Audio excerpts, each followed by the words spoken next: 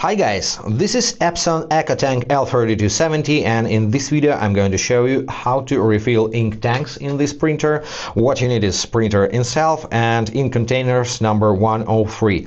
I have just only black one, but the process is the same for color inks. So let's get into it. Actually, that's pretty easy. You need just open this lid. Just pull it towards you and you can see 4 tanks over here, so you can easily open each of these tanks. So from left to right, black, yellow, magenta and cyan.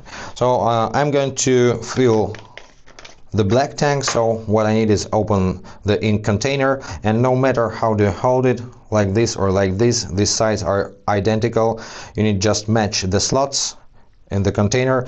So if you turn the container upside down, nothing will go to pour out, because you need to connect the container and the tank like this. And after this, the ink will pour out to the container.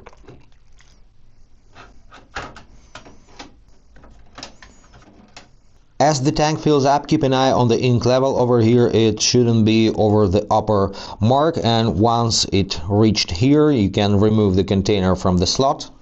Then close the container and in the same way fill the other tanks with the color inks if you have some, and close everything. Just push to the end like this and you can close the lid. Now you need to run the ink initializing. To do this, make sure the printer is powered on and then press and hold the cancel button on the control panel until the printer starts making sounds inside. So let's do this. Now the printer starts making sound and the power indicator is blinking. When it starts glowing solid, the ink initializing is finished and you can continue using your printer. It may take up to 11 minutes as told in the user manual. And this is so easy indeed. I hope this was helpful. If yes, consider to subscribe to our channel, hit the like button and be awesome. Bye guys.